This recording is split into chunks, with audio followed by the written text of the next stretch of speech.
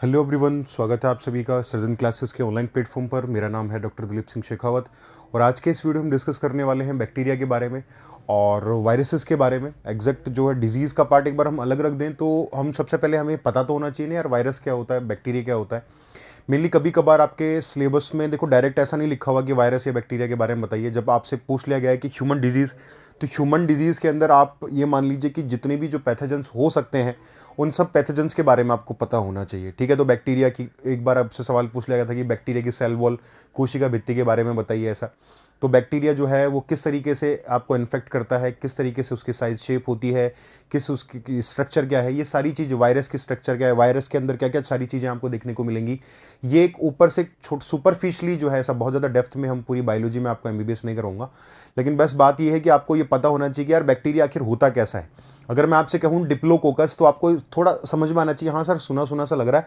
कोकस का मतलब क्या हो सकता है, बेसिलस का मतलब क्या हो सकता है। बार बार में हम जब टीबी की बात करेंगे, ठीक है, तो वहाँ पर आ जाएगा बेसिलस, आ जाएगा ट्यूबरक्लोसिस बेसिलस। तो बेसिलस आखिर है क्या, कोकस आखिर है क्या, डिप्लोकोकस क्या है, स्ट्रेप्टोकोकस क्या है, रोडोस्पाइरलम क्या है। तो नहीं, ये जो नाम है तब आपको बड़े भारी भारी से नाम लगते हैं, लेकिन इन इन नामों का कुछ ना कुछ मतलब है भाई। नामकरण जैसे अपने यहाँ पर कोई आदमी उसका थोड़ा सा जो कलर है सांवला है तो कालू नाम रख देते थे, ठीक है। तो जैसे कोई हाइट में छोटा रह गया छोटू नाम रख देते थे, है ना, ऐसा होता है ना ऐसा।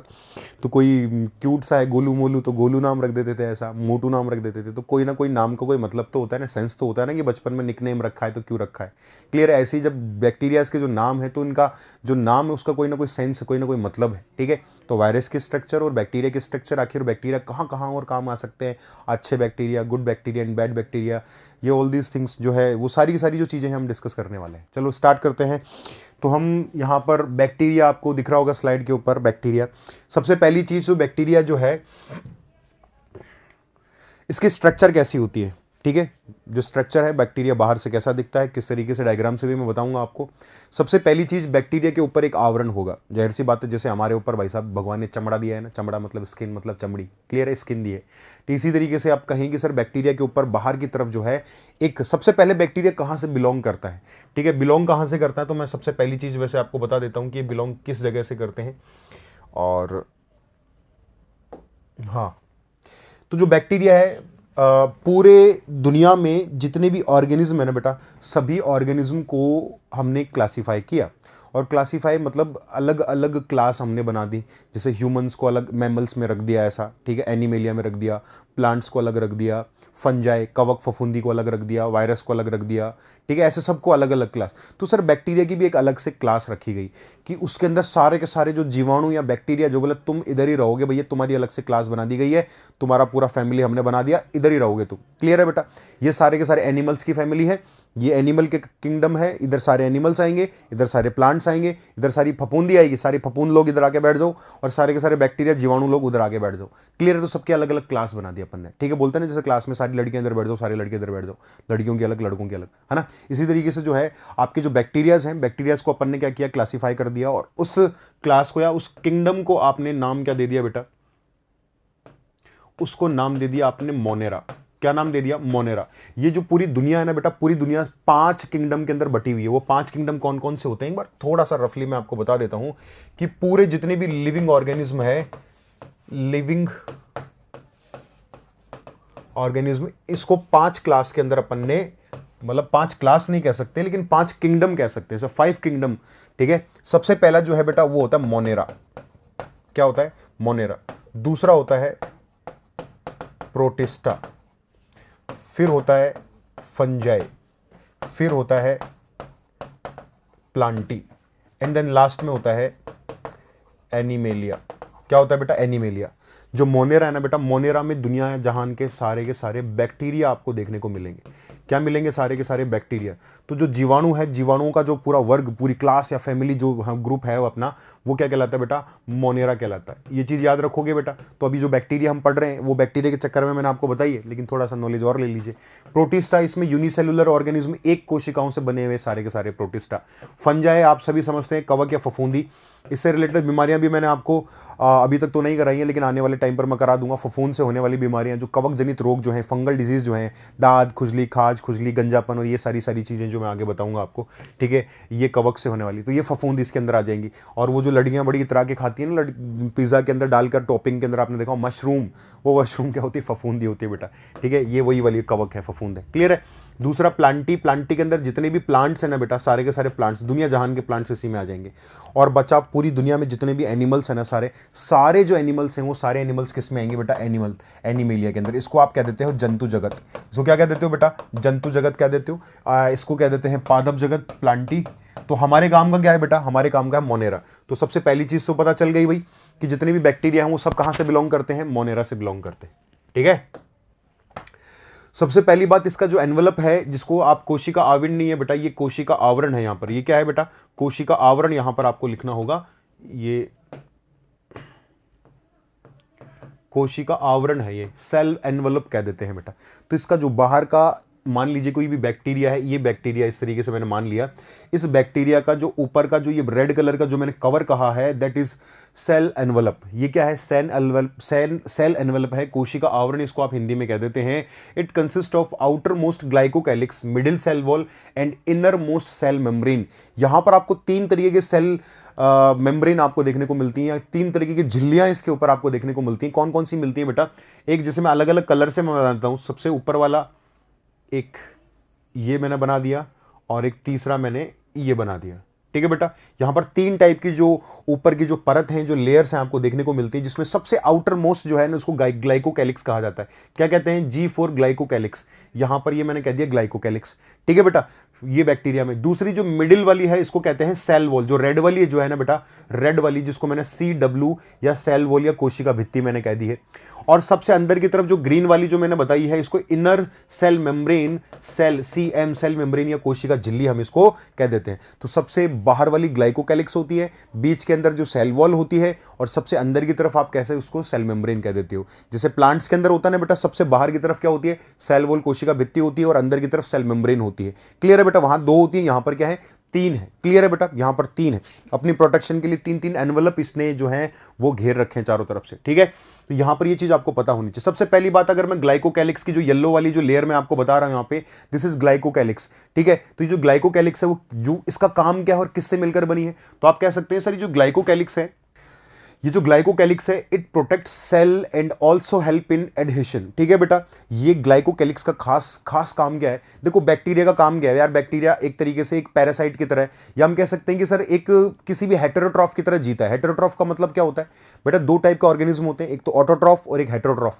ऑटोट्रॉफ वो ऑर्गेनिज्म है जो कि अपना भोजन खुद बनाते हैं, अपना खाना खुद बनाते हैं, they can prepare their own food, ठीक है। और दूसरे टाइप के जो हैं, जो अपना फूड खुद प्रिपेयर नहीं कर सकते, लाइक अस, हमारी तरह हम अपना खाना खुद नहीं बना सकते। हम अपना खाना बोलते हैं सर हमारी मम्मी तो खुद ही बनाती है।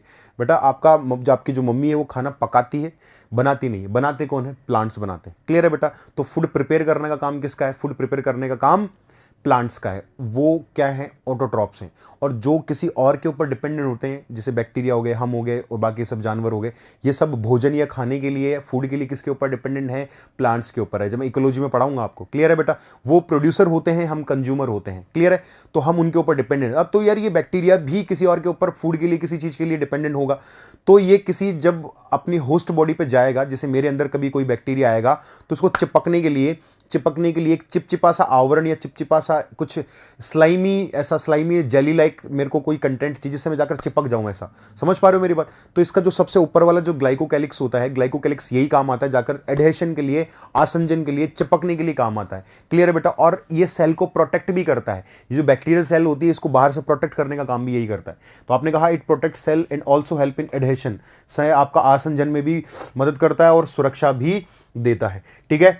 It is represented by either slimy layer, thin gelatinous sheath और capsule, thick envelope। ये काफी मोटा और जिलेटिनस होता है। जिलेटिन का, जैसे जिलेटिन के कैप्सूल आपने देखे होंगे, विटामिन ई के कैप्सूल खाए आपने, या बिकासूल का कैप्सूल खाया होगा आपने। बिकासूल के कैप्सूल को थोड़ा सा गीला कर दो आप, गीला करने के बाद वो चिपचिपा सा हो जाएगा, आपकी अंगुली पे चिपकने लग जाएगा, देखना कभी आप, ठीक है बेटा। तो वो जिलेटिन होती है। तो जिलेटिनस होता है, चिपचिपा सा होता है, स्लाइमी होता है। क्लियर है। ऐसी कंडीशन आपको देखने को मिल जाती है, ठीक है। तो नेक्स्ट हम बात कर लेते हैं ये यू बैक्टीरिया का मतलब यही बैक्टीरिया की क्लास होती है जिसमें सत्य ओरिजिनल, यू का मतलब आपको कहीं भी ये यू शब्द देखने को मिले ना, ये यू कहीं भी आपको देखने को मिले, इसका मतलब होता है ट्रू। क्या होता है? ट्रू। हिंदी में कहते हैं यू बैक्टीरिया का मतलब है सत्य जीवाणु। क्या कह दूं इनको मैं? सत्य जीवाणु, ओरिजिनल वाले जीवाणु है भैया ये। ठीक है, तो सबसे पहली बात, इनकी प्रॉपर्टीज क्या है? सबसे पहली चीज होती है कि बेटा ये अपने आप में कैसे हैं सर? ये अपने आप में ये सर ऑमनी प्रेजेंट है। सर ये ऑमनी प्रेजेंट है। सर ऑमनी प्रेजेंट का मतलब समझ में नहीं आया थोड़ा सा? अरे बेटा ऑमनी प्रेजेंट का, ऑमनी का मतलब होता है सर्वा। जैसे बोलते हैं ना अपन ऑमनीवोर्स हैं, जैसे कुछ हर्बीवोर्स होते हैं, कुछ कार्निवोर्स होते हैं, और हम ऑमनीवोर्स हैं। ऑमनीवोर्स का मतलब सर्वाहारी, सर्वाहारी मतलब सब कुछ खा जाते हैं। तो ऑमनी का मतलब होता है सब कुछ। समझ में आ गया? सब कुछ। तो मैं कहूं ऑमनी प्रेजेंट, प्रेजेंट का मतलब उपस्थित होना, ऑमनी मतलब सब जगह। अरे दुनिया के हर एक जगह पर प्रेजेंट है ये। आप कहो कि सर आग पानी हवा, हर जगह पर जीवाणु आपको मिल जाएंगे भैया। पानी से लेकर और गंदी गुफाओं से लेकर झरनों तक हर जगह आपको मिल जाएंगे। वॉल्केनो तक में भी भैया, ज्वालामुखी तक में भी बैक्टीरिया देखे गए हैं। क्लियर? हाई टेम्परेचर से लेकर और लो टेम्परेचर ग्लेशियर तक, हर जगह तक आपके क्या है? बैक्टीरिया प्रेजेंट है। बोले सर मरते नहीं है क्या? अरे बेटा इनके अंदर जो है एडेप्टेशन मिलते हैं यार। ठीक है, बहुत सारी ऊपर की जो सेल वॉल है इनको बचा के रखती है। ठीक है, तो कुछ बैक्टीरिया ऐसे होते हैं जो कम, जैसे आप दूध है ना, दूध को आपको फटने से बचाना है तो आप गर्म करके रखते हो ना बेटा, वो जीवाणु से बचाने, ये बैक्टीरिया बचाने के लिए पाश्चराइजेशन जिसको कहते हैं। ठीक है, पाश्चुरीकरण आपने देखा, लुईस पाश्चर ने एक विधि बताई थी कि दूध को फटने से बचाना है। सही, जैसे आपने सरस डेयरी के ऊपर लिखा होगा पाश्चुरीकृत दूध। ठीक है, पाश्चुरीकृत जो है, पाश्चराइज्ड जो है मिल्क लिखा होगा, वो इसका मतलब क्या है? एक पाश्चुरीकरण एक प्रक्रिया है, एक प्रोसेस है जिसमें दूध को गर्म करके और जीवाणु मुक्त बनाया जाता है, बैक्टीरिया फ्री बनाया जाता है। क्लियर है बेटा? तो कुछ बैक्टीरिया तो ऐसे होते हैं जो कि है ना नॉर्मल टेम्परेचर पे खत्म हो जाते हैं। आप नॉर्मल 50-60 डिग्री सेल्सियस दे दोगे तो खत्म हो जाएंगे। और कुछ बैक्टीरिया जो है हाई टेम्परेचर पर भी, उनके ऊपर एक अच्छी सी सेल वॉल है, एक कोट, एक शील्ड है जो उनको बचाता है। तो बेटा बैक्टीरिया हर जगह पर मिलेगा आपको, हर जगह आपकी बॉडी के अंदर से लेकर और वॉल्केनो तक। वॉल्केनो का टेम्परेचर तो आप सभी समझते हैं कितना हो सकता है यार, पिघलता हुआ लावा है वहां पे। क्लियर है? इसीलिए इनको क्या कहा गया बेटा? ऑमनी प्रेजेंट कहा गया। दूसरी बात अगर मैं कहूं कि यूनिसेल्युलर, सर एक सिंगल सेल, यूनि का मतलब होता है एक, यूनि का मतलब क्या होता है बेटा? सिंगल होता है। यूनि का मतलब होता है सिंगल। सर यूनिसेल्युलर का मतलब एक कोशिकीय होते हैं। वेरिएबल शेप, सर भांति भांति के तरीके से आपको देखने को मिलेगा। कोई गोल मिलेगा, कोई रॉड शेप मिलेगा, कोई कोमा जैसा मिलेगा, अभी बताऊंगा मैं। वेरिएबल शेप का मतलब है अलग अलग साइज और शेप के अंदर आपको देखने को मिल जाते हैं। मोस्टली पैथोजेनिक, सर पैथोजन का मतलब आपने बताया था, पैथोजन का मतलब होता है रोग कारक। मतलब ये कैसे हैं? रोग उत्पन्न करते हैं, डिजीज कॉजिंग है सर, ये डिजीज कॉजिंग एजेंट हैं। तो अपने आप में ये चारों पॉइंट आपको समझ में आ गए बेटा बैक्टीरिया की। ठीक है, नेक्स्ट पॉइंट पर हम चलते हैं आगे। सेल वॉल, सबसे पहले इसकी सेल वॉल किससे मिलकर बनी होती है? बहुत इंपॉर्टेंट है, एक लाइन याद रख लो। ये 4 लाइन समझा देता हूं, फिर एक लाइन याद रख लोगे, मोर देन इनफ है। चलो देख लेते हैं इसमें क्या होता है। इसमें लिखा हो बेटा कि जो सेल वॉल है आउटर मोस्ट कवरिंग है। आउटर मोस्ट कवरिंग है मतलब जो है आपके बैक्टीरिया के ऊपर सबसे बाहर वाली जो परत होती है, ग्लाइकोकैलिक्स के बाद यही मिलती है आपको। ठीक है, मैंने कहा था ना ग्लाइकोकैलिक्स, और ग्लाइकोकैलिक्स के बाहर की तरफ ये है ग्लाइकोकैलिक्स है, और यहां पर जो है ये सेल वॉल होती है, कोशिका भित्ति होती है। ठीक है बेटा, तो हम क्या कहेंगे सर, ये बाहर की तरफ आपको देखने को मिलती है, और आउटर मोस्ट सेल जो है, आउटर मोस्ट वॉल आपकी ये कहलाती है। ठीक है, प्रोवाइड शेप एंड रिजिडिटी, आपकी जो भी बैक्टीरियल सेल है उसको रिजिड बनाने का काम करती है। बाहर से दबाओगे रिजिड, ठीक है, आप दबा नहीं पाओगे, बहुत सारी छोटी होती है, लेकिन ये आपकी जो बैक्टीरियल सेल है उसको क्या है? रिजिडिटी देती है, मतलब दृढ़ता देती है। दूसरी बात, प्रोवाइड शेप, एक पर्टिकुलर साइज और शेप मेंटेन करके रखती है। क्लियर है बेटा? इस तरीके से आप कह सकते हैं। दूसरी है sir protect protoplasm from injury. ठीक है बेटा, आप कहेंगे आपने जो प्रोटोप्लाज्म का मतलब है जो बैक्टीरिया के अंदर जो भी जुगाड़ भरा हुआ है ना भैया, इस जिससे ये बैक्टीरिया जिंदा है उसको प्रोटोप्लाज्म कहते हो। इस प्रोटोप्लाज्म को यहां से इसने कवर कर रखा है, एक शील्ड की तरह इसको बचा के रखती है, इसको प्रोटेक्ट करने का काम करती है। समझ में आ गया? तीसरी चीज, consist of lipid, peptidoglycan, murein, mucopeptide, glycopeptide और माइक्रोपेप्टाइड। इन सबको ध्यान, ये बड़ा डिटेल मैंने लिखवाया आपको ना, बड़ा डिटेल लिखवाया, लेकिन सिर्फ आप एक चीज याद रख लो। अगर आप नोट करना चाहते हैं तो सिर्फ इतना लिख लेना कि जो आपकी सेल वॉल है पॉलीपेप्टिडो ग्लाइकन की बनी होती है। स्टार मार्क करके लिख लो। आपसे अगर पूछे कि आपके जितने भी जीवाणु हैं, बैक्टीरिया, इनकी कोशिका भित्ति या जो सेल वॉल है वो किससे मिलकर बनी है, तो आप वन शॉट आंसर दे देना, ये जो मैंने बोर्ड पर लिखा है पॉलीपेप्टिडोग्लाइकन या पेप्टिडोग्लाइकन लिखा हुआ आएगा वहां पर। क्लियर है, वहां से ये आपका जवाब क्लियर हो जाएगा। क्लियर है, बाकी अगर इतने सारे याद रखना चाहते हैं, रख सकते हैं, तो इससे तो अच्छा कुछ होता ही नहीं। ठीक है, बस ये याद रख लेना, पॉलीपेप्टिडोग्लाइकन या पेप्टिडोग्लाइकन, ये याद रख लेना। तो सेल वॉल किससे मिलकर बनी हुई बेटा? बोले सर ए इतना इतना बड़ा सारा फिर क्यों लिखा था, फिर एक ही लिख देते बेटा। बेटा एग्जामिनर का पता नहीं है ना, मैं तो ये मानता हूं कि आपका जो एग्जाम है ना, उस एग्जाम में जो भी कंटेंट आ रहा है उससे 2 कदम आगे चलेंगे हमेशा। कितने कदम आगे चलेंगे? 2 कदम आगे चलेंगे। तो ये चीज आपको यहां पर पता होना चाहिए। ठीक है, नेक्स्ट हम बात कर लेते हैं कि सर इसकी सेल मेम्ब्रेन, तो सेल वॉल तो बता दिया आपने, ग्लाइकोकैलिक्स भी बता दी, सेल वॉल भी 3 लेयर बताई थी ना, 3 एनवेलप बताए थे अपन ने। ठीक है, तो मैंने कहा cell membrane present internal to cell wall. ठीक है, मैंने आपसे कहा कि ये आपका बैक्टीरिया था, इसके ऊपर की तरफ ये सेल मेम्ब्रेन आ गई और ये ग्लाइकोकैलिक्स आ गई। 3 लेयर बताई थी ना, तो सबसे ऊपर ग्लाइकोकैलिक्स आ गई, फिर सेल वॉल आ गई, और फिर इसके बाद सेल वॉल के जस्ट बाद में जो है वो आ गई सेल मेम्ब्रेन। तो यहां पर आपने कहा कि सेल वॉल जो है सेल मेम्ब्रेन को ढक के रखती है। क्लियर है, तो ये किससे मिलकर बनी होती है? लिपिड तथा प्रोटीन से मिलकर बनी होती है। बस इतनी सी बात आपको पता होनी चाहिए कि आपकी जो सेल मेम्ब्रेन है वो किससे मिलकर बनी है? सेल वॉल तो पेप्टिडोग्लाइकन से मिलकर बनी है, और सेल मेम्ब्रेन लिपिड तथा प्रोटीन। पूरे दुनिया जहान की जितने भी एनिमल्स हैं, इनफैक्ट हमारी सेल के ऊपर भी सेल मेम्ब्रेन मिलती है, वो सेल मेम्ब्रेन भी किससे मिलकर बनी होती है बेटा? लिपिड तथा प्रोटीन से मिलकर बनी होती है। बस इतनी सी चीज आपको यहां पर याद रखनी है। ठीक है, तो ये कंडीशन आपको यहां पर याद रखनी होगी। Next, cytoplasm. इसके साइटोप्लाज्म के अंदर क्या देखने को मिलता है? अरे भैया, किसी भी सेल के अंदर जो कोई भी सेल होती है नॉर्मली, उस सेल के अंदर आपने एक कंडीशन देखी होगी कि सेल के अंदर साइटोप्लाज्म होता है सब में। अरे आपकी सेल है, सेल के अंदर न्यूक्लियस, साइटोप्लाज्म और बथेरी चीजें आपको देखने को मिलती हैं। ठीक है, अब ये जो सारी की सारी जो चीजें हैं ना बेटा, इन चीजों के अंदर मैं आपको बता देता हूं। ये मान लीजिए कोई भी बैक्टीरियल सेल वॉल थी, और ये सेल वॉल बना दी, ये मैंने ग्लाइकोकैलिक्स बना दिया, और ये बैक्टीरियल, इसके अंदर जो भी लिक्विड भरा हुआ है, जो फ्लूइड भरा हुआ है ना, ये फ्लूइड अपने आप में क्या कहलाता है? कोशिका द्रव्य कहलाता है। क्या कहलाता है? कोशिका द्रव्य। पूरे बैक्टीरिया के अंदर में ना बहुत सारी चीजें लिख रखी हैं, बस आपको क्या चीज याद रखनी है कि सर इस बैक्टीरिया में क्या यहां पर डीएनए मिलेगा? बिल्कुल मिलेगा। क्या यहां पर राइबोसोम मिलेगा? बिल्कुल मिलेगा। सर कौन से टाइप का तो राइबोसोम मिलेगा और कौन से टाइप का डीएनए मिलेगा, बस, इससे ज्यादा कुछ नहीं। ठीक है, तो मैं आपको यहां पर बता देता हूं कि यहां पर आपको मिलता है सर डीएनए, और यहां पर मिलता है सर राइबोसोम। अब देखो, राइबोसोम जो है ना बेटा, 2 टाइप के होते हैं राइबोसोम। एक तो होता है 70S टाइप का, एक होता है बेटा 80S टाइप का। ठीक है बेटा, ये सस्ता वाला, ये महंगा वाला। तो बैक्टीरिया जो हमारी बॉडी है, हमारी बॉडी महंगा वाला अफोर्ड कर सकती है, क्योंकि हम most developed animal in the world, in the earth, मतलब ऑन द अर्थ। ठीक है, तो हम पूरी धरती के ऊपर सबसे ज्यादा विकसित जीव है। क्लियर है, तो हम कह सकते हैं कि हम तो यार महंगा वाला अफोर्ड करेंगे। और अगर हम महंगा वाला अफोर्ड कर रहे हैं, तो फिर कंडीशन क्या होगी यहां पर? फिर यहां पर कंडीशन क्या होगी? 70S मिलेगा या 80S मिलेगा? तो आप क्या कहेंगे? आप कहेंगे सर 80S यहां पर देखने को मिलता है। क्लियर है, सॉरी, यहां पर 70S देखने को मिलता है, क्योंकि ये तो बहुत बहुत लोअर क्वालिटी के एनिमल्स है ना, बहुत लोअर क्वालिटी के। तो सर 70S हमारे अंदर कौन सा मिलेगा? 80S टाइप का राइबोसोम मिलेगा। तो अब मैं आपसे क्या कह दूं कि यहां पर पहली बात 70S टाइप का राइबोसोम यहां पर देखने को मिल जाता है। दूसरा सर, यहां पर जो डीएनए है, डीएनए कैसा मिलेगा बेटा? डीएनए भी 2 टाइप का होता है, एक तो सस्ता वाला और एक महंगा वाला। सस्ता वाला होता है ऐसा गोल, ठीक है, और महंगा वाला होता है, आपने कभी होली दिवाली किताब उठाई हो तो ऐसे सीडी वाला डीएनए आपने देखा होगा, देखा है सर सीडी वाला डीएनए, ऐसी कंडीशन डीएनए। क्लियर है, ये जो सीडी वाला डीएनए है ना, इसको कहते हैं बेटा डबल हेलिक्स वाला। ये डबल हेलिक्स वाला हमारे अंदर होता है। ठीक है, और ये जो गोल वाला है ना, इसको कहते हैं सर्कुलर। क्या कहते हैं बेटा इसको? सर्कुलर हिंदी में कह देते हैं वर्ताकार। क्या कह देते हैं बेटा? वर्ताकार। ये वर्ताकार जो डीएनए है, circular DNA present in bacterial cell. ठीक है बेटा, तो यहां पर आपको सिर्फ 2 चीजें याद रखनी है कि जो इसका साइटोप्लाज्म है, साइटोप्लाज्म के अंदर क्या मिलेगा बेटा? एक तो राइबोसोम मिलेगा और डीएनए मिलेगा। डीएनए कैसा मिलेगा? सर्कुलर मिलेगा। और जबकि जो डीएनए सर्कुलर मिलेगा, और जो आपका राइबोसोम है, राइबोसोम कैसा मिलेगा? 70S टाइप का राइबोसोम मिलेगा। 70S प्रकार का राइबोसोम देखने को मिलता है।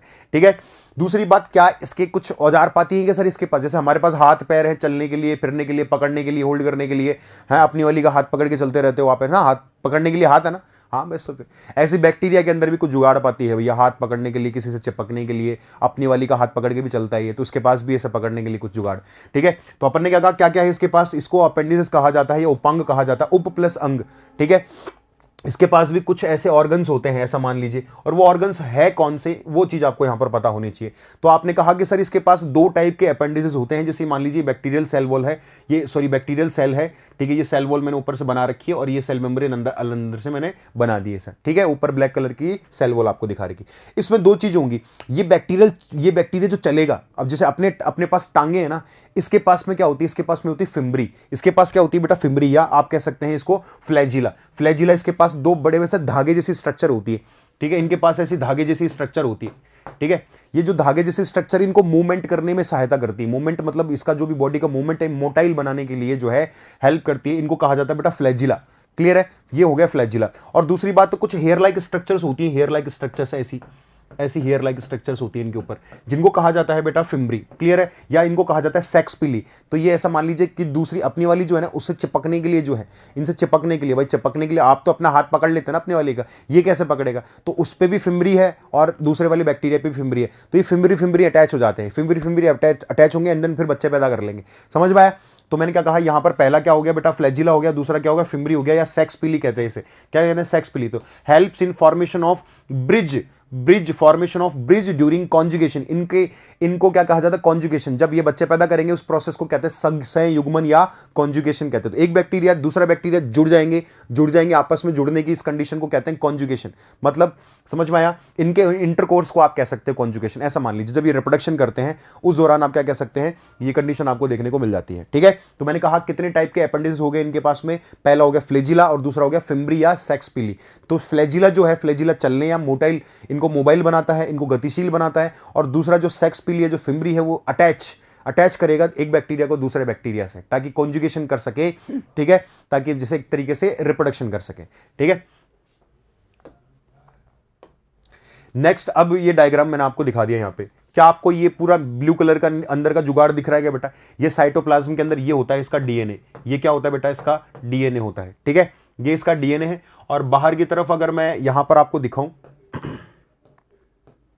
बाहर की तरफ आपको देखो, ये कुछ ये स्ट्रक्चर दिख रही है रेड, ये येलो कलर की ऐसी, ये लंबी लंबी बाल जैसी स्ट्रक्चर।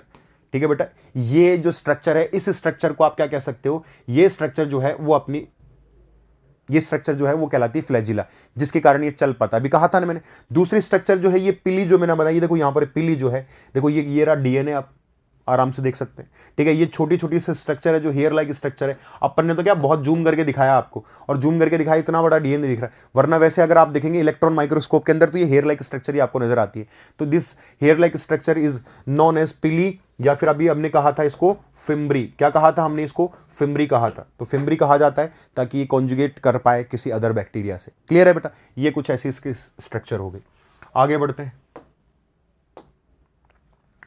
अब अपन ने बोला था ना कि यार वेरिएबल शेप्स बोला था अभी थोड़ी देर पहले। सर भांति भांति के अलग अलग टाइप के जो है बैक्टीरिया आपको देखने को मिलते हैं। ठीक है, जैसे मैं ना जब हेजा पढ़ाऊंगा तो हेजे के बैक्टीरिया का नाम होता है विब्रियो कॉलेरी। क्या नाम होता है? Vibrio cholerae. जैसे अगर मैं आपसे न्यूमोनिया की बात करूंगा तो वहां कहूंगा डिप्लोकोकस न्यूमोनी। क्या कहूंगा? Diplococcus pneumoniae. तो कोकस, विब्रियो, ये नाम, इन नाम का मतलब अब समझ में आएगा आपको। देखो यहां पर जो बैक्टीरिया की जो शेप है, आकृति है, अलग अलग टाइप की हो सकती है, अलग अलग टाइप की जो है शेप इनकी हो सकती है। और वो शेप क्या कहती है? देखो पर्टिकुलर शेप जो है, यहां पर सबसे पहले टाइप की जो शेप होती है कोकस होती है। कोकस का मतलब होता है गोला, स्फेरिकल, ऐसा गोला। अगर कोई भी बैक्टीरिया जो है अगर गोला है, गेंद जैसा है, तो आप कह सकते हैं उसे कोकस है। जैसे मैं कहूं डिप्लोकोकस न्यूमोनी, तो न्यूमोनिया का जो बैक्टीरिया है वो कैसा होगा? गोल गोल होगा। क्लियर है बेटा? मैंने कहा बैसिलस का मतलब होता है cell elongated and rod like मतलब ऐसा लंबा सारा रॉड लाइक होगा। अगर रॉड लाइक है तो आप उसको क्या नाम देंगे? बैसिलस नाम देंगे। ठीक है बेटा? तो बैसिलस जहां पर नाम आ जाएगा वहां पर क्या होगा? जैसे ट्यूबरक्लोसिस का जो होता है ना बेटा, वो रॉड लाइक स्ट्रक्चर होती है। दूसरी बात अगर मैं कहूं विब्रियो, तीसरी बात विब्रियो का मतलब है सेल आर कोमा लाइक। इसकी जो सेल है वो कैसी होगी? कोमा की जैसी होगी। जैसे मैं कहूं विब्रियो कॉलेरी, मैं क्या कहूं? विब्रियो कॉलेरी, तो ये कोमा जैसा होता है, ऐसा इस तरीके से कोमा जैसा होगा। क्लियर है बेटा? नेक्स्ट मैंने कहा जैसे spirillum cell are coiled and spiral shape. ये कुछ ऐसी शेप होती है, स्पाइरल शेप होती है, स्पाइरल शेप ऐसी जैसी सांप जैसी स्पाइरल। ये स्पाइरिलम, जैसे रोडोस्पाइरिलम हो गया। क्लियर है बेटा? तो ऐसी कुछ शेप होती है। तो ये जो है बैक्टीरिया के नाम के साथ में इनकी शेप अपन ने जोड़ दी है, तो ये चीज आपको यहां पर पता होनी चाहिए। ठीक है, तो बैक्टीरिया मेनली कितने टाइप के हो गए, 4 टाइप, कोकस, बैसिलस, विब्रियो और स्पाइरेलम। ये कंडीशन आपको यहां पर पता होनी चाहिए। ठीक है, मैंने यहां पर आपकी इनकी स्ट्रक्चर आपको बता दी है। कोकस मैंने कहा था, बिल्कुल देखो ये रहा गोल, देखो कोको बैसिलस, बैसिलस अपना हो गया रॉड शेप, रॉड शेप हो गया। और मैं कहूं रोड और कोकस दोनों मिला है तो थोड़ा सा एलोंगेटेड भी हो गया और थोड़ा सा गोल भी हो गया। क्लियर है। विब्रियो ये कोमा के आकार का हो गया, और ये स्पाइरिलम सांप के आकार का हो गया। क्लियर है बेटा, स्पाइरिलम सांप के आकार का हो गया। ये ऐसे कुछ बैक्टीरिया हो सकते हैं। ठीक है बेटा। नेक्स्ट, आपने ना एक चीज जरूर सुनी होगी यार, gram positive bacteria, gram negative bacteria. नाम सुना कभी ग्राम पॉजिटिव, ग्राम नेगेटिव? क्या होता है ग्राम पॉजिटिव और ग्राम नेगेटिव को किस तरीके से आप देखते हैं कि क्या ग्राम पॉजिटिव होता है, क्या ग्राम नेगेटिव होता है? ठीक है, तो ये जीवन में कहीं काम आएगा, तो आप देख लेना। एक बेटा, एक क्रिस्टियन डी ग्राम नाम के एक साइंटिस्ट है जिन्होंने बैक्टीरिया को 2 कैटेगरी बनाई। उन्होंने 2 कैटेगरी बनाई, एक तो ग्राम पॉजिटिव और ग्राम नेगेटिव। तो इसका मतलब क्या होता है, इन्होंने क्या किया कि रंग दिया बैक्टीरिया को, है ना, कलर कर दिया। ठीक है, एक बैक्टीरिया लिया, बैक्टीरिया को उसमें एक सॉल्यूशन, एक जिसको जैसे क्रिस्टलाइन वॉयलेट नाम का एक डाई होती है। ठीक है, इस बैक्टीरिया को क्रिस्टलाइन वॉयलेट के नाम से एक बैक्टीरिया की एक डाई होती है, इस डाई के अंदर डाल दिया बैक्टीरिया को।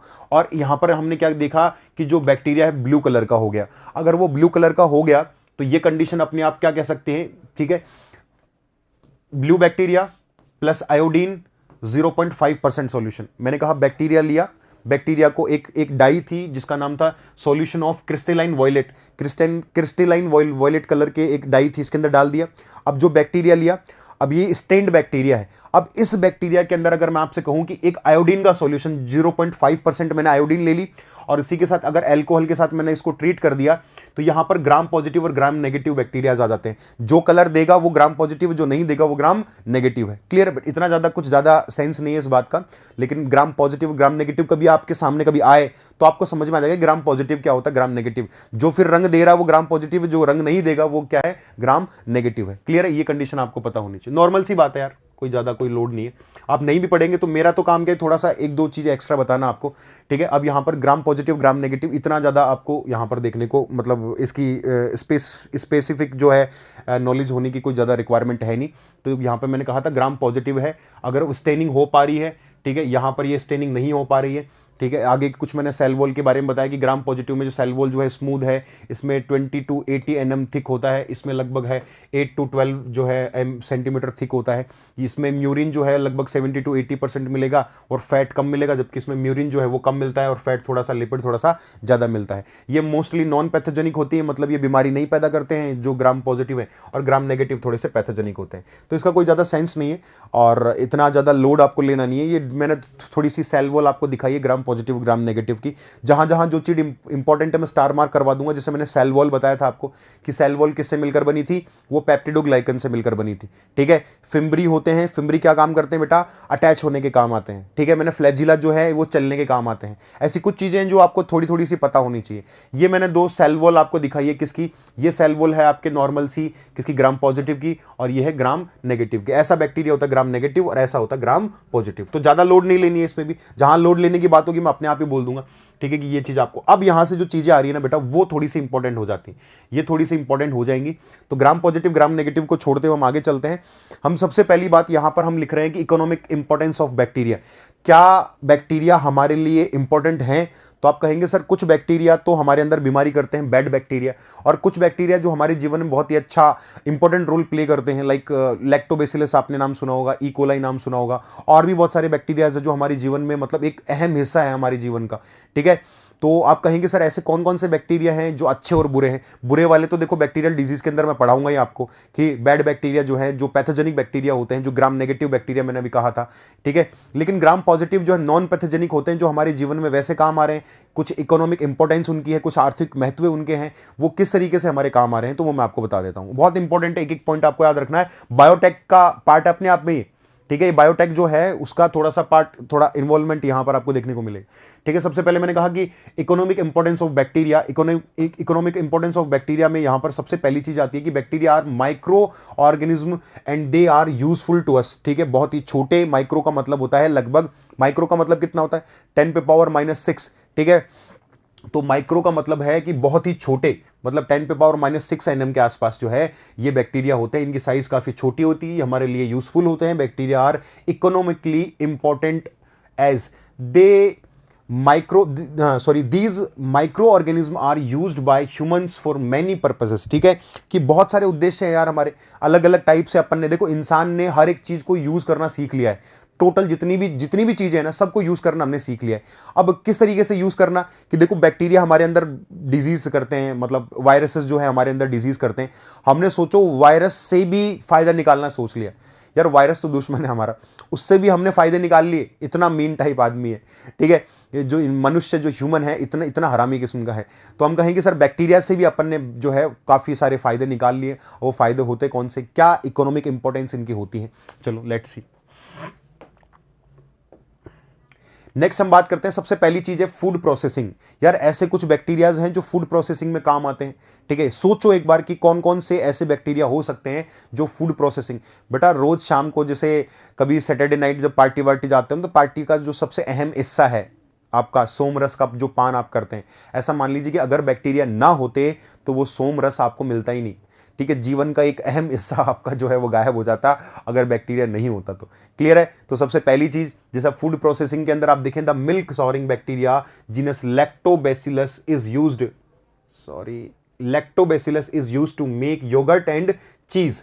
ठीक है, तो चीज और योगर्ट बनाने के लिए भी आप जो है वो बैक्टीरिया यूज करते हैं। क्लियर है, bacteria are also use to form organic acid in pickle and vinegar. तो आप जो है पिकल एंड विनेगर जब बनाते हैं, ठीक है, आप आचार वगैरह जब बनाते हैं आचार के लिए, और जो विनेगर जो बनाते हैं, विनेगर जो फर्मेंटेशन के थ्रू, ठीक है, आपने एप्पल साइडर विनेगर वगैरह ऐसे देखे होंगे बेटा, ये एप्पल को सड़ा के बनाया जाता है। क्लियर है बेटा, एप्पल को सड़ा के, तो सड़ने के लिए जिम्मेदार कौन, अगर बैक्टीरिया ना होना तो जो चीज जैसी है वैसी की वैसी पड़ी रहेगी। सोचो एक बार कि आपके घर के सामने कोई भी गाय गोबर करके गई, काउडंग केक रख के गई, और वो 5 साल तक वो गोबर आपके घर के गेट के आगे ही पड़ा हुआ है, तो कैसा लगेगा। क्लियर है, कि आपके नॉर्मली आपके घर के अंदर कोई गार्डन होगा और पत्तियां झड़ के गिर रही हैं नीचे की तरफ, और वो पत्तियां जो हैं वो आने वाले 5-10 दिन में गायब हो जाती हैं, और गायब हो जाती हैं तो वो सोचो कि 5 साल तक पड़ी हुई हैं वही पत्तियां झड़ के बस गिरे जा रही, खत्म ही नहीं हो रही कभी। या फिर सोचो कि कहीं गली के अंदर कोई कुत्ता उत्ता मर गया है ऐसा, तो आपने देखा ना कुत्ता मरता है 2-4 दिन बाद उन पे कुछ पार्टी वार्टी होती है, दूसरे कुत्ते उत्ते खा खो के नगे कर देते हैं, एंड देन गायब। थोड़ी सी डेड बॉडी बचती है और डेड बॉडी अपने आप डैमेज हो जाती है। सोचो कि किसी लाश को दबाया गया अंदर, और दबाने के बाद में जो है वो 5-10-15-20 साल बाद भी वो लाश एज इट इज ही है, वो डिकम्पोज ही नहीं हुई। ये सारे काम बैक्टीरियाज करते हैं, समझ में आया, उस गोबर से लेकर और उस लाश तक सबको ठिकाने लगाने का काम किसका, बैक्टीरिया का। तो बैक्टीरिया डिकम्पोजर होते हैं। डिकम्पोजर का मतलब अपघटक होते हैं, डिग्रेड कर देते हैं। नाम सुना होगा बायोडिग्रेडेबल, नॉन बायोडिग्रेडेबल, नाम सुना है आपने, जैव निम्नीकृत, जैव अनिम्नीकृत। तो इनको निम्नीकृत या डिकम्पोज करने का काम किसका होता है, बैक्टीरियाज का। तो सोचो कि बैक्टीरिया का कितना अहम योगदान हमारे लिए है। क्लियर है, चीजें जैसी हैं वैसी की वैसी पड़ी रहती हजारों लाखों साल तक अगर बैक्टीरिया ना होते तो। ठीक है, तो हमने कहा बैक्टीरिया और also use to form organic acid in pickles and vinegar. ठीक है, दूसरा जैव प्रौद्योगिकी में, बायोटेक के अंदर भी, बायोटेक पूरा बायोटेक टिका हुआ है किसके ऊपर, माइक्रो ऑर्गेनिज्म बैक्टीरियाज के ऊपर। ठीक है, हमने कहा कि sir bacteria are important in the production of many dietary supplement and pharmaceuticals. ठीक है, बहुत सारी दवाइयां, अरे भैया आपका जैसे डायबिटिक पेशेंट्स के लिए इंसुलिन लगाया जाता ना, इंसुलिन ई कोलाई बना रहा है। ठीक है, इसेचेरिया कोलाई जो है, ई कोलाई द्वारा हम इंसुलिन बना रहे हैं, और वो इंसुलिन नहीं बनेगा। बहुत सारी ऐसी दवाइयां जो हैं जिनका प्रोडक्शन हम कर रहे हैं, बहुत सारी वैक्सीन हैं, बहुत सारी ऐसी चीजें हैं जिनका जो है प्रोडक्शन हम बायोटेक के थ्रू, किसके थ्रू कर रहे हैं, माइक्रो ऑर्गेनिज्म बैक्टीरिया के थ्रू कर रहे हैं। समझ में आया। तो for example E coli, Escherichia coli is used for commercial preparation of riboflavin vitamin के। आप लैब के अंदर विटामिन के और विटामिन B6 बना रहे हो, आप विटामिन B1 बना रहे हो, विटामिन B2 बना रहे हो। सोचो आप विटामिन के आपके कहां पर बनता है, आपके पेट के अंदर, आपके बड़ी आंत के अंदर एक ई कोलाई नाम का बैक्टीरिया होता है, और आपके पेट के अंदर ही वो बनाता रहता है। आपके पेट के अंदर अगर वो बैक्टीरिया नहीं होता तो आपकी बॉडी में विटामिन के नहीं बनता। तो ये गुड बैक्टीरिया है कि नहीं है, बताओ आप। ठीक है, तो आपने कहा बायोटेक के अंदर भी यूज हो गया। ठीक है, नेक्स्ट हम बात कर लेते हैं आगे नेक्स्ट स्लाइड पे कि सर जेनेटिक इंजीनियरिंग, जेनेटिक अनुवांशिक अभियांत्रिकी में। ठीक है, यहां पर bacterial cell are transformed and use in production of commercially important products. ठीक है, example include production of human insulin. अभी थोड़ी देर पहले मैंने आपसे बताया कि जो ह्यूमन इंसुलिन है use to treat diabetes, and human growth hormone somatotropin use to treat pituitary dwarfism. Clear है बेटा? अगर जो कुछ डायबिटीज के पेशेंट हैं जिनके अंदर इंसुलिन नहीं बनता, बाहर से जो इंसुलिन का इंजेक्शन लेते हैं डायबिटीज टाइप फर्स्ट के अंदर, अब वो सोचिए कि जो है आपका कुछ बैक्टीरिया ऐसे हैं जिनके थ्रू हम क्या बना रहे हैं, ये आपका इंसुलिन बना रहे हैं। और दूसरी बात, कुछ बौने लोग जिनके अंदर क्या नहीं बनता बेटा, जिनके अंदर ग्रोथ हार्मोन नहीं बनता है, जो छोटे रह गए हैं। आपने ग्रोथ हार्मोन पढ़ा होगा, पिट्यूटरी ग्लैंड पीयूष ग्रंथि से निकलता है। अगर वो हार्मोन नहीं बनता है तो बाहर से बना बनाया हार्मोन हम कुछ बैक्टीरिया से बनाते हैं और आपके अंदर इंजेक्ट कर देते हैं ताकि आपकी जो है हाइट क्या हो जाए, बढ़ जाए, पिट्यूटरी ड्वार्फिज्म आपके अंदर ना हो, बोनापन आपके अंदर ना हो, पीयूष का बोनापन ना हो। तो बेटा ये बोनापन को रोकने के लिए हमने क्या किया, सोमेटोट्रोफिन जो हार्मोन है वो हार्मोन हमने इसके थ्रू बना लिया। ठीक है बेटा, तो ये ह्यूमन ग्रोथ हार्मोन सोमेटोट्रोफिन बना लिया और हमने इंसुलिन बना ली। तो आप कह सकते हैं कि सर कितने अच्छे अच्छे जो है इसके यूजेस हो गए, कितना अच्छा इकोनॉमिक इंपॉर्टेंस हमको ये दे रहे हैं। ठीक है, नेक्स्ट हम बात कर सकते हैं पेस्ट कंट्रोल। बहुत इंपॉर्टेंट है, स्टार मार्क कर लेना इस चीज को, स्टार मार्क करके और फिर लिखिए इसको कि हमने कहा पेस्ट कंट्रोल। पेस्ट कंट्रोल का मतलब यहां पर क्या है बेटा, आप कीटनाशक के रूप में, सर बैक्टीरिया को कीटनाशक के रूप में भी उपयोग कर सकते हैं। बिल्कुल बेटा, कीटनाशक के रूप में भी उपयोग कर सकते हो। कैसे करेंगे, तो लेट्स सी। हमने कहा bacteria can also be used in the place of pesticides in biological pest control. This commonly use Bacillus thuringiensis BT gram positive and soil dwelling bacterium. ठीक है, आप कह सकते हैं कि आपने एक बीटी का नाम सुना है, Bacillus thuringiensis। बीटी कपास का नाम सुना होगा आपने। बीटी कपास में जैसे आप जो पेस्टिसाइड्स यूज करते हो ना, ये केमिकल जो पेस्टिसाइड्स यूज होते हैं बेटा, जैसे एल्ड्रिन आपने सुना होगा, डीडीटी आपने सुना होगा, दीज आर पेस्टिसाइड्स। ये सारे कीटनाशक होते हैं और ये आपकी सॉइल के अंदर पड़े रहते हैं, सॉइल से आपकी क्रॉप में आएंगे और आपके खाने में आएंगे और आपके बॉडी के अंदर जमते रहेंगे और आपकी बॉडी के अंदर कैंसर करना और ये बहुत सारी अलग अलग टाइप की बीमारी पैदा करते हैं। तो हम चाह रहे हैं कि हम कम से कम केमिकल यूज करें पेस्टिसाइड्स में। पेस्टिसाइड्स आपके सिलेबस में आगे आएगा, तो पेस्ट कंट्रोल में आपको आगे भी बताऊंगा कि किस किस टाइप के पेस्टिसाइड्स आपको पढ़ने। तो आप क्या कहेंगे, सर पेस्ट कंट्रोल, हमको कुछ ऐसा पेस्ट कंट्रोल चाहिए जो कि आपकी सॉइल को पॉल्यूटेड ना करे, प्रदूषण ना फैलाए और हमारे भोजन वगैरह में, हमारे फूड के अंदर भी इसका एक्यूमुलेशन ना हो। तो फिर हम क्या करें, हम ऐसा कुछ जुगाड़ देखते हैं जिस बोलते हैं ना कि सर कुछ हमें नॉर्मली कुछ जैविक, आपने उर्वरक नाम सुना, बायो फर्टिलाइजर्स का नाम सुना होगा, कुछ जो जैविक हथियार जो है आपने नाम सुने होंगे। ठीक है, ऐसे कुछ पेस्ट कंट्रोल होते हैं जो बायोटिक हैं। ठीक है, जो कैसे हैं, बायोटिक है। तो हमने कुछ बैक्टीरिया से एक बैसिलस thuringiensis नाम का एक ऐसा बैक्टीरिया निकाल लिया पेस्ट कंट्रोल में, जो स्प्रे कर देते हैं। बीटी कोटन नाम आपने सुना होगा। ठीक है, बीटी कोटन, उसके अंदर जैसे ही कुछ कीड़े या कैटरपिलर आते हैं ना बेटा, ये बैक्टीरिया उनको डैमेज कर देते हैं। और दूसरी बात, ये प्लांट के लिए है बिल्कुल हार्मफुल नहीं है, ना एनवायरमेंट के लिए हार्मफुल है, बिल्कुल कंप्लीटली क्या है, ऑर्गेनिक है। ठीक है, तो ऑर्गेनिक पेस्टिसाइड्स हैं, तो है ना, ऐसे बहुत सारे जो एग्जांपल्स आपको देखने को मिल जाएंगे। इनमें सबसे इंपॉर्टेंट है ये बीटी। ठीक है, बैसिलस thuringiensis। अब मुझे बताओ, ये बैसिलस नाम सुना सुना सा लग रहा है कि कहीं पे?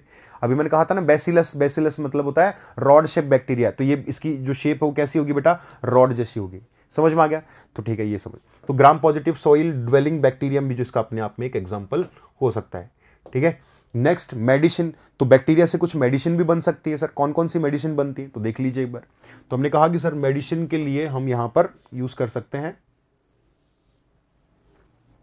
Bacteria are use to create multiple antibiotics such as streptomycin from the bacterium streptococcus. यार दुनिया की सबसे पहली एंटीबायोटिक की तो है आपके बैक्टीरिया से मिली थी। ठीक है, सॉरी, वो जो सबसे पहली एंटीबायोटिक है वो आपकी कहां से थी, पेनिसिलिन। मैं थोड़ा सा गलत बोल गया हूं, आपने नाम सुना होगा पेनिसिलिन। पेनिसिलिन जो है ना बेटा, सबसे पहले एक बार फंगस से मिली थी, एक फंगस से मिली थी। ठीक है, तो ये चीज अलग, ये चीज अलग है, आप याद रखना। पेनिसिलिन दुनिया की सबसे पहली एंटीबायोटिक थी। पेनिसिलिन सबसे पहली एंटीबायोटिक थी जो कि कहां से मिली थी बेटा, एस्परजिलस नाइगर से मिली थी। और इसके बहुत सारे नाम होते हैं इस फंगस के, अलग अलग किताबों में आपको अलग अलग मिल जाएंगे। और मैं जब इस एंटीबायोटिक्स के बारे में बात करूंगा, जब आपका इम्यून सिस्टम आएगा, इम्यून सिस्टम में सारी बातें हम करेंगे कि एंटीवायरल क्या होती है, एंटीबैक्टीरियल क्या होती है। फर्स्ट एंटीबैक्टीरियल कौन थी बेटा, पेनिसिलिन थी, जो मतलब ऐसे ही टप्पे में खोज ली थी। ठीक है, अलेक्जेंडर फ्लेमिंग नाम के एक साइंटिस्ट थे जिन्होंने टप्पे के अंदर ही पेनिसिलिन को खोज लिया था ऐसा। ठीक है बेटा, तो हम अलग पढ़ेंगे इसके बारे में। तो ये फंगस से, एक फंगस था, फंगस से हमने निकाली थी। तो स्ट्रेप्टोमाइसिन जो है अपने आप में क्या होती है, एक बैक्टीरिया, स्ट्रेप्टोकोकस बैक्टीरिया होता है, उसके थ्रू अपन निकाल लेते हैं। Bacteria can be used to create vaccine to prevent several disease. अब यार बहुत सारे जो बैक्टीरिया हैं वो टीका बनाने या वैक्सीन बनाने में भी काम आते हैं। कैसे काम आते हैं ये भी वैक्सीनेशन के अंदर पढ़ेंगे, क्योंकि आपके सिलेबस में वैक्सीनेशन भी है, तो वो भी अपन अच्छे तरीके से पढ़ लेंगे। अब दूसरा बात डाइजेशन। तो क्या बैक्टीरिया डाइजेशन में भी हेल्प करता है? बेटा आपका डाइजेशन बिगड़ जाएगा अगर अगर आपके पेट में, आपके आंतों के अंदर बैक्टीरिया ना हो तो। सर कैसे, किस तरीके से? आपने कभी एक नाम सुना है कि जो नॉर्मली आप एंटीबैक्टीरियल्स लेते हैं, एक बहुत ही फेमस एंटीबैक्टीरियल आपको पता होगी, एजिथ्रोमाइसिन। कभी गले में खराश हो जाती है तो डॉक्टर लिख देता है एजिथ्रोमाइसिन या एमोक्सिलिन लिख देता है। तो आपने देखना कोई भी अच्छा डॉक्टर होगा ना, वो आपको लगभग 3 दिन से ज्यादा की एजिथ्रोमाइसिन या एजेटी 300, वो 250 या 300, 600, 500 वो आपको नहीं देगा। 250 में आती है मेनली। तो आपने कहा कि सर एजिथ्रोमाइसिन एक बहुत ही स्ट्रॉन्ग क्या है, पेनिसिलिन की तरह बहुत स्ट्रॉन्ग क्या होती है, एंटीबायोटिक होती है। तो ये एंटीबायोटिक जैसे आप लेते हो ना, एंटीबायोटिक्स, एंटी का मतलब है विरोधी, ओपोनेंट, ठीक है। आप कहें बायोटिक्स का मतलब, यहां पर बायोटिक मतलब बैक्टीरिया से, ये बैक्टीरिया को मारने का काम करती है। ये सिर्फ और सिर्फ बैक्टीरिया पर काम करेगी, वायरस पे काम नहीं करती। तो फिर यहां पर क्या होगा, आप ये कहें कि सारे के सारे बैक्टीरिया को मारने के लिए अपने पास एंटीबायोटिक्स है, ठीक है। अब जैसे आप एंटीबायोटिक लेते हैं, ये सारे बैक्टीरिया पे काम, ब्रॉड स्पेक्ट्रम कोई एंटीबायोटिक जैसे एजिथ्रोमाइसिन है, ब्रॉड स्पेक्ट्रम होती है, लगभग सभी बैक्टीरिया पे काम करती है। अब इसको क्या फर्क पड़ता है कि कौन अच्छा है कौन बुरा है? समझ में आया?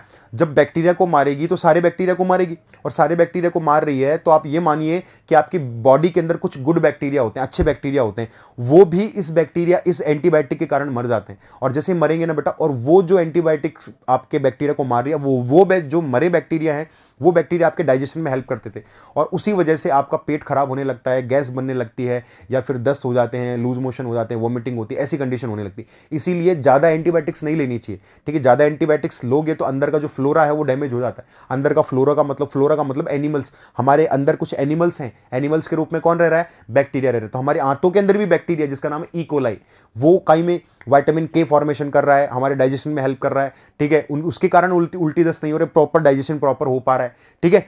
तो ये कंडीशन आपको, जैसे आपने कुछ नाम सुना होगा ना, प्रोबायोटिक्स, कुछ टैबलेट्स आती है प्रोबायोटिक्स की, कुछ सीरम याकूत का कुछ एक वो आता है पीने वाला, दूध आता है, मिल्क आता है, प्रोबायोटिक मिल्क आता है ना। वो सब क्या करते हैं, आपके जो अंदर का जो फ्लोरा है, अंदर की जो बैक्टीरियाज हैं, उनको प्रॉपर सही तरीके से रखता है। क्लियर? आप उससे आपका डाइजेशन प्रॉपर ठीक रहता है। तो मैंने कहा bacteria living in the gut of cattles, horses, other herbivores, for example ruminococcus, ठीक है। रूमिनोकोकस स्ट्रेप्टोकोकस होता है ये, ठीक है। हेल्प टू डाइजेस्ट, ये थोड़ा सा गलत टाइप हो गया है,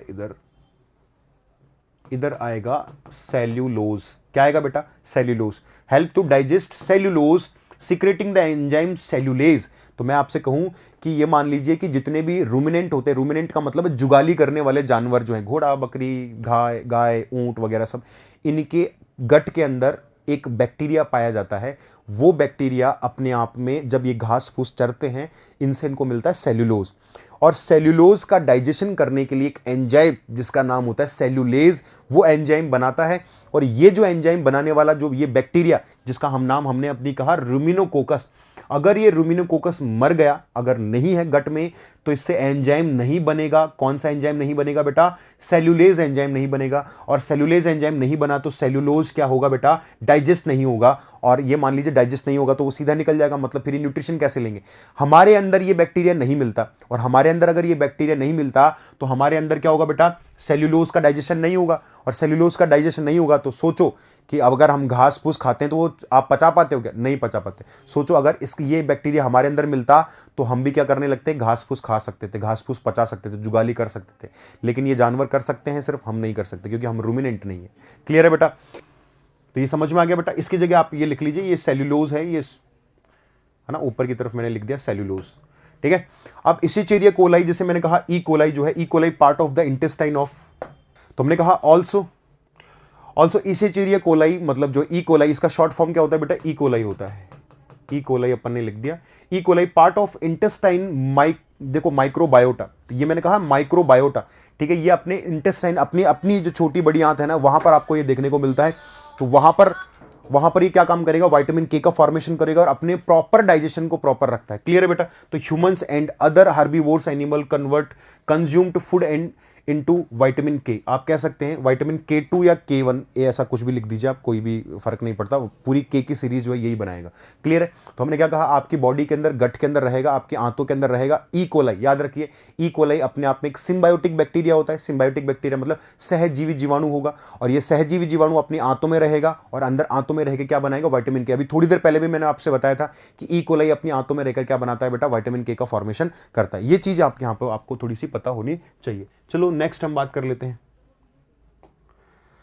बायो रेमिडिएशन। ठीक है बेटा, bacteria can be used to remove pollutant from contaminated water, soil and subsurface materials. ठीक है बेटा, अगर मैं आपसे कहूं कि कोई भी पानी है, ठीक है, जैसे आप मान लीजिए, एक बिल्कुल सिंपल सा एग्जांपल आपको दे देता हूं। आपने सीवरेज ट्रीटमेंट प्लांट का नाम सुना है? सीवरेज ट्रीटमेंट प्लांट के अंदर क्या होता है, आपके शहर की पूरी गंदगी वाला पानी एक ऐसे प्लांट में जाता है जहां पर उस प्लांट में, अब उस पानी को कहां रखोगे यार? अब जैसे जयपुर राजस्थान में एक द्रव्यवती नाम सुना होगा आपने, नदी, ठीक है, एग्जैक्ट उसका नाम है अमानिशा का नाला। ठीक है, वो नाला है, पूरी शहर की गंदगी उस नाले में गिरती है, और उस नाले की गंदगी को हम कहां पर डालें यार? किसी नदी में बहाना पड़ेगा, जाहिर सी बात है। और अगर उस गंदगी को अगर नदी में डायरेक्ट डालेंगे तो जाहिर सी बात है कि पूरा का पूरी जो वाटर बॉडी है वो पॉल्यूटेड हो जाएगी। ठीक है, हो जाएगी, पूरा जो जलाशय है वो क्या है, खराब हो जाएगा। हम क्या करते हैं कि उस पानी को थोड़ा सा प्योर करते हैं, साफ करते हैं, और साफ करने के बाद हम किसी वाटर बॉडी में उसको डालते हैं। तो ऐसे कुछ प्लांट होते हैं जहां पर इस पानी को ट्रीट किया जाता है, साफ किया जाता है, और ये सफाई जो है वो बैक्टीरिया के थ्रू करते हैं। कैसे करते हैं? बैक्टीरिया, जैसे आप मान लो मल का मतलब फीकल मैटर है, उसमें आपका ऑर्गेनिक वेस्ट है। अब ये क्या करते हैं, ऑर्गेनिक वेस्ट मल या फीकल मैटर के ऊपर आएंगे ये बैक्टीरिया, और ये बैक्टीरिया उसको क्या करते हैं, खाने लगते हैं, और ये बैक्टीरिया उसको क्या करते हैं, डिकम्पोज कर देते हैं, और डिकम्पोज करके वो अपने से एनर्जी ले लेते हैं, और पानी की वो गंदगी दूर होती रहती है। समझ में आ गया? तो पानी से उस गंदगी को साफ करने का काम किसका है बेटा, यहां पर। तो ये आप क्या कह सकते हैं कि सीवरेज ट्रीटमेंट प्लांट के अंदर भी बैक्टीरिया का यूज होता है। क्लियर है बेटा? तो यहां पर इस तरीके से आप इसको यूज कर सकते हैं। दूसरा एक बहुत ही इंपॉर्टेंट बैक्टीरिया था जिसका नाम था, हाँ, during the mega bore soil oil spill, for example, 100 pound of bacteria were spread over an acre of the oil slick to break down the hydrocarbons present into more benign byproducts। ठीक है, अब आप ये मानिए कि जैसे मान लीजिए कि कोई अभी रिसेंटली मलेशिया के आसपास एक कंडीशन आपने देखी थी कि एक ऑयल टैंकर जो है पलट गया था। जब ऑयल टैंकर पलट गया था, मतलब पानी के अंदर ऑयल टैंकर जो है वो पलट गया था, एक शिप के अंदर है ना ऑयल जा रहा था, और वो ऑयल पूरे लगभग बहुत सारे एरिया के अंदर जो है वो ऑयल जो है वो फैल गया था। अब वो ऑयल को साफ करने में आपको पता है कि कितने, मतलब 20-50 कंट्रीज जो हैं वो पूरा का पूरा काम कर रही थी उस ऑयल को समेटने के लिए, क्योंकि पानी की सरफेस के ऊपर बहता है। अब ये क्या काम करता है, ऑयल जैसे पानी की सरफेस पे आ जाता है ना बेटा, तो पानी से ऊपर जैसे सन से जो लाइट आ रही है ना बेटा, ना तो पानी के अंदर जाएंगी, वो एक कोट बना लेता है, ऊपर से एक लेयर बना लेता है ना, ऊपर से बिल्कुल कनेक्शन काट देता है। अब जितने एनिमल्स हैं, जैसे मान लीजिए कोई शार्क फिश है, कुछ भी, अब पानी की ऑक्सीजन कंटेंट उससे कम हो जाता है, अंदर की तरफ लाइट नहीं जा पा रही है, अंदर जो एक्वेटिक एनिमल्स हैं, एक्वेटिक प्लांट्स हैं, उनको प्रॉपर सनलाइट नहीं मिल पा रही है, वो आगे मर रहे हैं, वो डैमेज हो रहे हैं। क्लियर है? तो आप क्या कहें, ऑयल जो फैलने की जो घटना है अपने आप में बहुत ज्यादा खतरनाक घटना है अपने आप में। ओशियंस, महासागर के अंदर जो ये होता रहता है, ये कंडीशन होती रहती है। तो वहां पर हमने क्या किया कि कुछ ऐसे बैक्टीरियाज भी हैं जो बैक्टीरियाज वहां पर अगर स्प्रे कर दिए जाएं, वो ऑयल स्पिल जो है, मतलब ऑयल जो फैला है उसको डाइजेस्ट कर जाता है, और पूरे ऑयल को डाइजेस्ट करके मामला खत्म कर देता है। तो ये मतलब कितनी शानदार चीज है अपने आप में। सोचो आप कि कई एकड़ के अंदर आपने स्प्रे कर दिया बैक्टीरिया को, और बैक्टीरिया स्प्रे हो गए, और वहां पर बैक्टीरिया जो बैठ गए, एंड देन ऑयल से न्यूट्रिशन ले रहे हैं, और ऑयल को क्या कर देते हैं, डाइजेस्ट कर देते हैं। तो ये समस्या भी हमारी खत्म हो गई।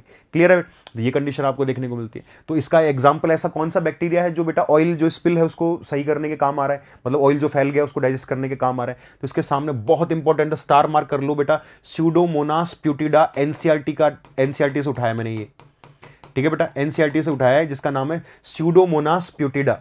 ठीक है, स्यूडोमोनास प्यूटिडा। तो ये कहीं पर ऑयल वगैरह बिखर जाता है किसी जलाशय, वाटर बॉडी के अंदर, ऑफ कोर्स ओशियंस के अंदर ही बिखरेगा, वो तो शिप वगैरह वहीं चलती हैं। तो वहां पर जो है पानी के अंदर जो है ऑयल स्पिल को खत्म करने के लिए, डाइजेस्ट करने के लिए क्या यूज किया जाता है, स्यूडोमोनास प्यूटिडा नामक एक बैक्टीरिया होता है। ठीक है, दूसरा एसिड प्रोड्यूसर, मतलब कुछ बैक्टीरियाज ऐसे हैं जो कि एसिड बनाते हैं। और एसिड कौन कौन से एसिड बनाते हैं, तो देखो आपने विनेगर नाम सुना था ना अभी थोड़ी देर पहले, वो विनेगर जो बनाने वाले बैक्टीरियाज थे, विनेगर बना रहे थे ना अपन, एप्पल सिडार विनेगर मान लो या एसिटिक एसिड मान लो, जिसे आपने चाउमीन वगैरह में भी विनेगर आप डालते होंगे बेटा, वो विनेगर भी बनाने वाले बैक्टीरिया ही हैं, ठीक है। वो एसिडी तो है अपने आप में, एसिटिक एसिड होता है। विनेगर क्या होता है बेटा, एक एप्पल सिडार विनेगर होता है, वो तो अलग है। एक नॉर्मल विनेगर है जो आप चाउमीन वगैरह में डालते हैं बेटा, वो अपने आप में एसिटिक एसिड होता है। क्या होता है बेटा, एसिटिक एसिड। फॉर्मूला क्या होता है उस एसिटिक एसिड का, ये फॉर्मूला होता है CH3COOH, ठीक है। ये एसिटिक एसिड होता है, ये आपका विनेगर है। इसके अंदर पानी मिला दो, विनेगर बन जाएगा। एक बैक्टीरिया होता है बेटा जिसका नाम है एसिटोबैक्टर एसिटाई। एसिटोबैक्टर एसिटाई ए बैक्टीरियम, ये एसिटिक एसिड बनाता है। एसिटिक एसिड का फॉर्मूला भी मैंने बता दिया आपको।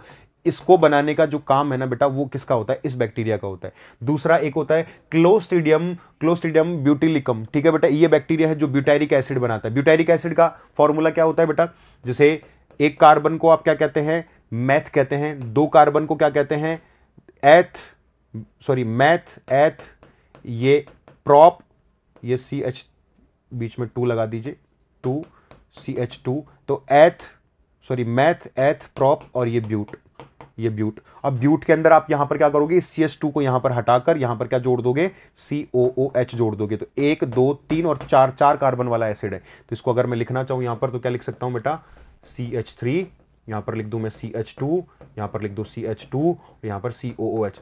दिस इज ब्यूटेनोइक एसिड या ब्यूटायरिक एसिड। इसको कह सकते हैं ब्यूटेनोइक एसिड या ब्यूटायरिक एसिड, ठीक है। इसको बनाने का काम किसका होता है बेटा, ये रहा क्लोस्ट्रीडियम ब्यूटाइरियम, ठीक है बेटा। नेक्स्ट आता है लैक्टोबैसिलस। लैक्टोबैसिलस अपना जो है सबसे फेमस और डेली बेसिस पर सबसे ज्यादा यूज होने वाला बैक्टीरिया आपकी लाइफ में, जो कि मिल्क के अंदर मिलता है। मिल्क में मिलता नहीं, मिल्क में डाला जाता है। तो लैक्टोबैसिलस जैसे मैं यहां पर डालूंगा, यहां पर क्या बना देगा, ये मिल्क को किस में बदल देता है बेटा, कर्ड या दही में बदल देता है। और दही का जो खट्टापन है बेटा, वो दही का खट्टापन किसकी वजह से होता है, ये लैक्टिक एसिड की वजह से होता है, ठीक है बेटा। तो ये लैक्टोज शुगर को किस में बदलता है, लैक्टिक। इसमें लैक्टोज शुगर होती है, एक मिल्क शुगर होती है जिसका नाम है लैक्टोज। उस लैक्टोज को किस में बदल देगा बेटा, लैक्टिक एसिड में बदल देगा। और लैक्टिक एसिड में बदलने के बाद में आपका दही कैसा हो जाता है, खट्टा हो जाता है। तो ये कंडीशन आपको यहां पर देखने को मिलती है। बहुत बढ़िया काम, देखो इतने सारे काम मैंने आपको बता दिए इसके, ठीक है। तो सारा ये डेटा है, बस डेटे को आप, डेटा जो है आप पढ़ते रहिए और बहुत बढ़िया सा काम हो जाएगा इधर, ठीक है। अनदर बायोएक्टिव मॉलिक्यूल, ये एक बहुत इंपॉर्टेंट, हद से ज्यादा इंपॉर्टेंट, स्टार मार्क कर लो इसको, स्टार मार्क कर लो, ठीक है। अपन ने कहा एक बायोएक्टिव मॉलिक्यूल होता है, एक बायोएक्टिव मॉलिक्यूल होता है जिसका नाम है साइक्लोस्पोरिन ए। क्या नाम है बेटा, एनसीईआरटी में साफ साफ लिखा हुआ है साइक्लोस्पोरिन ए, जो कि अपने आप में क्या है, एक इम्यूनोसप्रेसिव एजेंट होता है। इम्यूनोसप्रेसिव एजेंट का मतलब क्या होता है बेटा, ये सबसे पहले तो प्राप्त किससे किया जाता है बेटा, एक ट्राइकोडर्मा पॉलीस्पोरम नाम का एक फंगस है, एक फंगस है जिसका नाम है ट्राइकोडर्मा पॉलीस्पोरम, ठीक है। जैसे मान लीजिए कि मैं कभी भी कोई ऑर्गन ट्रांसप्लांटेशन करवा रहा हूं, अगर किसी को कोई ऑर्गन की रिक्वायरमेंट है, किसी को किडनी की रिक्वायरमेंट, अगर मैं मेरी किडनी और उसे दे रहा हूं जाकर, तो कभी कभी क्या हमारी बॉडी जो ऑर्गन से एक्सेप्ट नहीं करती है, ऑर्गन एक्सेप्ट नहीं करेंगी, मतलब अपना इम्यून सिस्टम अपना और पराया पहचानता है। अपना और पराया, जैसे मैंने आपको ब्लड ग्रुप में भी बताया था कि आपकी बॉडी के अंदर हर सेल के ऊपर एक एंटीजन होता है, ठीक है बेटा। ऐसी हर बॉडी के ऊपर हर सेल के अंदर एंटीजन होता है। तो किसी और का एंटीजन अगर मेरी बॉडी के अंदर आएगा तो मेरी बॉडी पहचान जाएगी कि अपना है कि पराया है। तो मेरा इम्यून सिस्टम उसके लिए रिएक्ट करेगा, ये तो अपना है ही नहीं, मारो इसे। तो अपना इम्यून सिस्टम एग्रेसिव हो जाएगा, कैसे आ गया तू अंदर ऐसा। तो अगर मान लो कि मेरे को किसी और का ऑर्गन चढ़ाया गया है, तो मेरा इम्यून सिस्टम जाग जाएगा कि यार ये ऑर्गन तो मेरा है ही नहीं, और उस ऑर्गन को अपन क्या कर देंगे, तहस नहस कर देंगे, खराब कर देंगे। तो उस ऑर्गन को खराब कर देंगे तो यार मेरे लिए खराब है, नहीं है तो अपनी बॉडी को थोड़ी ना पता है यार कि ये अपन मर जाएंगे इससे। तो आप क्या करते हैं, आपके इम्यून सिस्टम को बोला यार रुक जा, थम जा, थ्यावस ले ले, ठीक है, ये ऑर्गन अपना ही है। तो आप इम्यून सिस्टम को क्या करते हैं, सप्रेस कर देते हैं। तो ऐसे एजेंट्स जो इम्यून सिस्टम को सप्रेस कर दे, उनको क्या कहा जाता है, इम्यूनो सप्रेसिव एजेंट्स कहा जाता है। और इस एक एजेंट का सबसे बेहतरीन उदाहरण है साइक्लोस्पोरिन, साइक्लोस्पोरिन ए। समझ में आ गया बेटा। तो साइक्लोस्पोरिन ए क्या काम करेगा, एक इम्यूनो सप्रेसिव एजेंट की तरह काम करता है, और ये एक फंगस से बनाया जाता है। और ये फंगस क्या है बेटा, ट्राइकोडर्मा पॉलीस्पोरम, ठीक है, ट्राइकोडर्मा पॉलीस्पोरम। तो ये कंडीशन आपको यहां पर पता होनी चाहिए। क्लियर है, डन। तो ये एक ऑर्गन ट्रांसप्लांटेशन पेशेंट्स के अंदर जो है ये बनाया जाता है, और इनके अंदर क्या कर दिया, इंप्लांट कर दिया जाता है, ठीक है। दूसरा, एक statin produced by the yeast Monascus purpureus, ठीक है। यहां पर ये आपको थोड़ा साफ कर देता हूं इसे। अब एक कंडीशन और ऐसी है कि आपकी बॉडी के अंदर क्या बढ़ने लगता है बेटा, आजकल क्या है ना, कोलेस्ट्रॉल की समस्या बहुत ज़्यादा हो गई है। जब कोलेस्ट्रॉल की समस्या बहुत ज़्यादा, तो हमने कुछ ऐसे एजेंट भी बना लिए, कुछ ऐसे ऑर्गेनिक या हम कहें बायोटिक एजेंट भी, हमने दवा देने की जरूरत ही नहीं है, हमने कुछ ऐसे एजेंट्स बना लिए जो कि अंदर जाएंगे और अंदर जाने के बाद आपके जो क्लोट जम जाते हैं ना बेटा, कोलेस्ट्रॉल बढ़ गया, आपका जो ट्राइग्लिसराइड बढ़ गया, उस कोलेस्ट्रॉल को भी कम कर देता है। और वो कम करने वाला कौन है बेटा, वो स्टेटिन है। ठीक है बेटा, स्टेटिन है जो कि कहां से प्रोड्यूस किया जाता है बेटा, एक यीस्ट होती है मोनोस्कस परप्यूरियस। ठीक है बेटा, इससे आप यहां क्या कर सकते हैं, ये प्राप्त कर सकते हैं। तो ये कोलेस्ट्रॉल का संश्लेषण जो है उसके लिए जिम्मेदार एंजाइम को क्या कर देता है, रोक देता है। और जिस एंजाइम से आपका कोलेस्ट्रॉल अंदर बन रहा है ना, उस एंजाइम को मार देगा, बोले जड़ी खत्म कर दो। अब जो एंजाइम ही नहीं है तो कोलेस्ट्रॉल ही नहीं बनेगा, और कोलेस्ट्रॉल नहीं बनेगा तो आपका कोलेस्ट्रॉल लेवल नहीं बढ़ेगा। भाई इतनी छोटी मोटी चीजें हैं, क्लियर है। तो ये कुछ डेटा होता है, डेटा आपको थोड़ा सा याद रखना होता है, बस और कुछ नहीं है। अब हम बात कर लेते हैं यार हार्मफुल बैक्टीरिया। तो हार्मफुल बैक्टीरिया, अभी देखो सारे के सारे इकोनॉमिक इंपोर्टेंस मैंने बता दी थी बैक्टीरिया के लिए। अब हार्मफुल बैक्टीरिया, जाहिर सी बात है, हार्मफुल तो क्या ही करेगा हमारे अंदर, बस बीमारी करेगा, इससे ज्यादा और क्या करेगा। तो आप क्या कह सकते हैं, some bacteria are harmful and act either as disease causing agent, pathogens both in plant and animal. तो आप कह सकते हैं कुछ बैक्टीरिया जो है हानिकारक होते हैं, जो कि पौधे तथा जानवरों में रोग पैदा करते हैं या रोगजनक के रूप में कार्य करते हैं। अब यहां से स्टार्ट होता है अपना क्या, नॉर्मली सारे के सारे ये बैक्टीरिया का जो मामला यहां पर खत्म हो गया। अब इसके बाद हम किसके बारे में बात करेंगे, इसके बारे में हम बात करेंगे एक बार छोटी सी वायरस के बारे में, कि वायरस की स्ट्रक्चर कैसी सी होती है। जैसे इसकी थी, वायरस बहुत छोटा सा है, इतना बड़ा नहीं है बैक्टीरिया जितना, और उसकी इकोनॉमिक इंपोर्टेंस भी नहीं है, वायरस की इकोनॉमिक इंपोर्टेंस है ही नहीं, सारे के सारे खराब। हालांकि हमने तो निकाल लिए एक दो भी, वो भी जो भी है वो बता दूंगा आपको। ठीक है, तो बैक्टीरिया का ये जुगाड़ था। आप एक बार 2x पर वीडियो को एक बार दोबारा देख लेना और नोट्स बना लेना, नोट्स की पीडीएफ वगैरह आपको अवेलेबल करवा दी जाएंगी। ठीक है, और नॉर्मल पूरा डेटा था यार, मैंने बस आपको बोल के समझाया बस नॉर्मली, थोड़ा सा अगर पढ़ेंगे आप नॉर्मल तो सारा का सारा आपको समझ में आ जाएगा, क्लियर है। तो आज के वीडियो में इतना ही काफ़ी है। नेक्स्ट वीडियो में हम डिस्कस करने वाले हैं वायरल का थोड़ा सा क्लासिफिकेशन, या उसकी एक आइडेंटिटी के बारे में बता दूंगा कि ये वायरस होता क्या है, किस तरीके से काम करता है और कैसी इसकी स्ट्रक्चर होती है। एंड देन फिर हम बात करने वाले हैं बैक्टीरियल डिजीज के बारे में। तब तक के लिए अलविदा, धन्यवाद।